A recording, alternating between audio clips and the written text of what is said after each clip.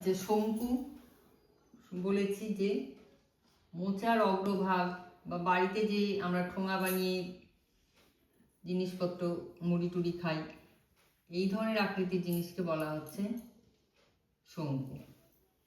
এটা হচ্ছে ভূমি শঙ্কুর, যার ব্যাসার্ধ আর। এটা তির্যক উচ্চতা বলা হয়, এটাকে ধরা হয় এল। আর এটা হচ্ছে উচ্চতা, এটা হচ্ছে আর। তাহলে এই যে শঙ্কু ঘোরানো হলো, খুলে দিলে আরেকটা দেখতে পাবে একটা কাগজের মতো হচ্ছে, যার বক্রতলের ক্ষেত্রফল এর ফর্মুলা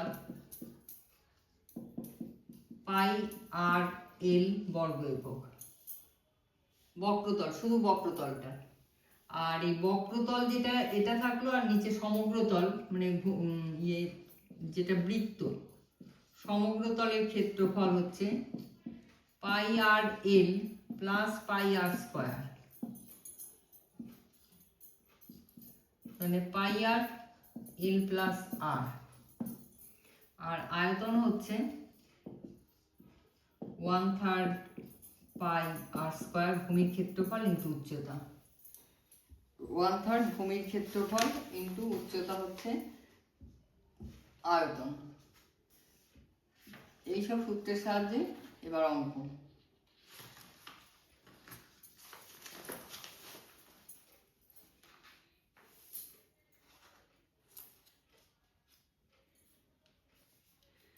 প্রথম অঙ্কটা রাখা বলছে, আমি একটি মুখবন্ধ লম্ব বৃত্তাকার শঙ্কু তৈরি করেছি, যার ভূমির ব্যাসার্ধের দৈর্ঘ্য 15 সেন্টিমিটার এবং তির্যক উচ্চতা 24।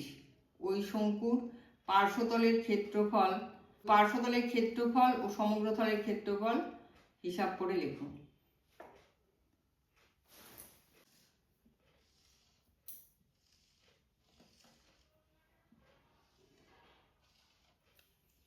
কি বলছে, ভূমির ব্যাসার্ধের দৈর্ঘ্য 15 আর তির্যক উচ্চতা 24। বের করতে হবে কি পার্শ্বতলের ক্ষেত্রফল, তার মানে পাই আর এল। তাহলে পার্শ্বতলের ক্ষেত্রফল এইমাত্র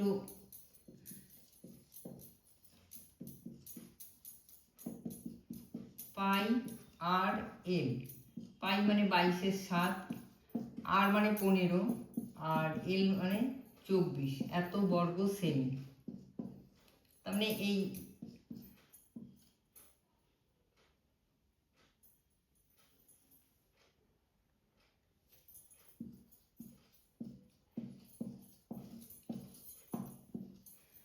এটা হচ্ছে পার্শ্বতলের ক্ষেত্রফল। এবার বলেছে সমগ্রতল। সমগ্রতল হচ্ছে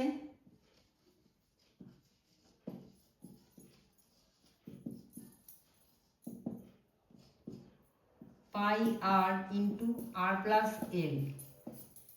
পাই মানে 22/7, আর মানে 15 প্লাস এল মানে 24। এটা করলেই পেয়ে যাবেন।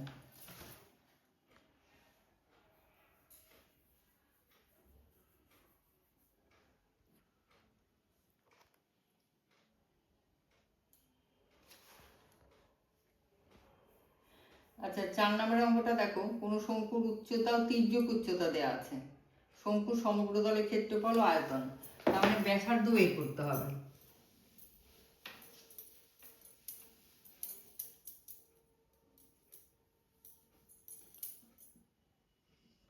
এখানে শঙ্কুর কি দেওয়া আছে, কোন শঙ্কুর উচ্চতা হচ্ছে 6, তির্যক উচ্চতা 10, 6 আর 10। ব্যাসার্ধ দেওয়া নেই, তার মানে ব্যাসার্ধ বের করতে হবে এটা। তাহলে এটা দেখতে পাচ্ছ একটা সমকোণী ত্রিভুজ। তাহলে সমকোণী ত্রিভুজে অতিভুজ স্কয়ার সমান লম্ব স্কয়ার প্লাস ভূমি স্কয়ার, তার মানে আর সমান হবে √10 স্কয়ার মাইনাস 6 স্কয়ার, তার মানে √16 ইন্টু 4, তার মানে 4 ইন্টু 2 মানে 8, তার মানে ব্যাসার্ধ বেরোলো 8। তাহলে এবার সমগ্রতলের ক্ষেত্রফল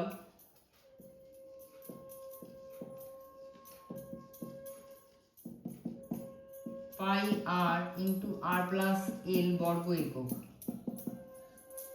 মানে 22/7 ইন্টু আর মানে বেরোলো 8, আর আর প্লাস এল 8 + 10 18 বর্গ